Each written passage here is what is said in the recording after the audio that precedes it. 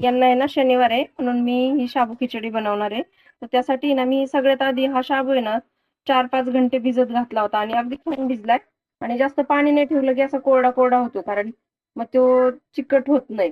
तर छान असा भिजला एकदम मोकळा मोकळा. मिरच्या घेतलेल्या आहेत मी हिरव्या आणि शेंगदाणे इथनं म्हणजे ठेवले होते, भाजून घेतले. तर आपल्याला आहे ना चुळून याचे फोलकट काढून घ्यायचे पूर्ण.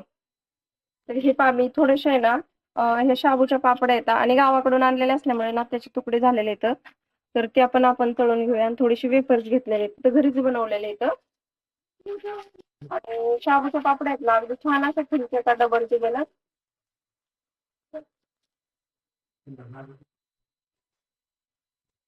वेफर्स पण ही घरी बनवलेले आहेत.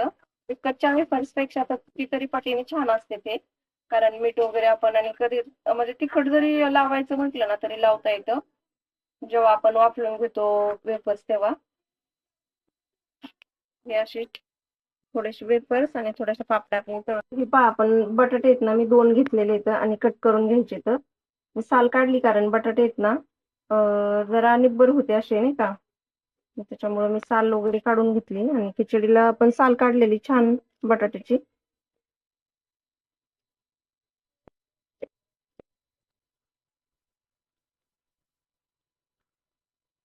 तर हे पहा मी ना ही आपली सपक मिरची आहे आणि खिचडी बरं खायला तुम्ही ते वेफर्स आणि पापडी तळून घेतलेल्या तेलामध्ये ना अगदी छान अशी फ्राय करून घेणार आहे. त्याला खाली घेतल्याच्या नंतर आपल्याला मीठ लावायचं.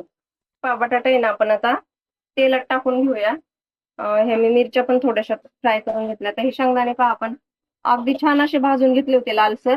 आणि आता त्याला जास्त जाड पण नाही आणि जास्त बारीक पण नाही असे आपल्याला फ्राय करायचे, म्हणजे हे करायचं कुक करायचं त्याचा.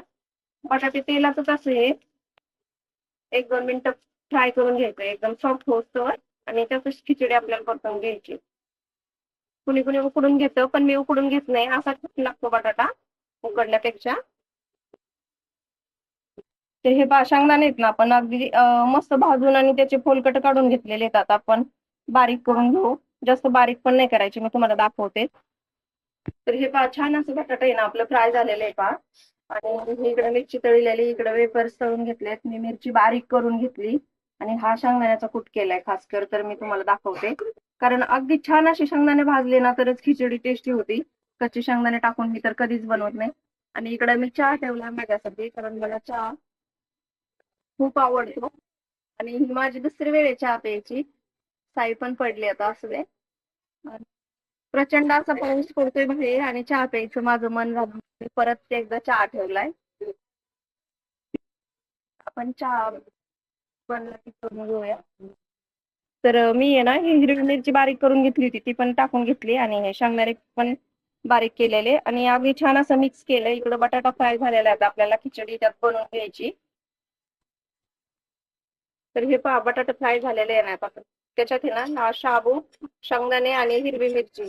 तर हिरवी मिरची ही कच्ची शाबूला चांगली लागते आणि शेंगदाणे भाजून टाकले ना तर त्याला पण फ्राय करायची गरज नाही. आणि आता आपल्याला हा आहे ना शाबू हलवून 1-2 मिनिटं त्याला झाकण ठेवून छान असं वाफलून घ्यायचा आहे, जेणेकरून आपला शाबू आहे ना व्यवस्थित बनला पाहिजे. मी अशी खिचडी बनवते, चिकट मला अजिबात आवडत नाही. हे शाबू भिजवताना म्हणजे भिजू घालतानाच थोडीशी काळजी घेते, पाणी वगैरे कमी टाकते. जास्त पाणी टाकल्यानंतर चिकन होण्याची शक्यता असते. तर आपला चहा पण इकडं रेडी झालेला आहे आणि अगदी छान असा उकळलेला आहे. गॅस बंद केला.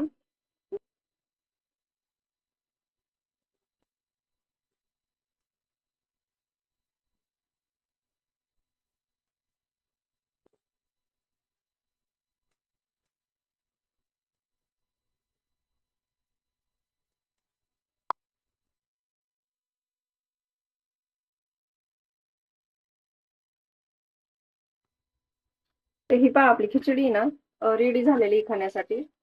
छान पण झाली. ती छान अशी वाफरली पहा अशी.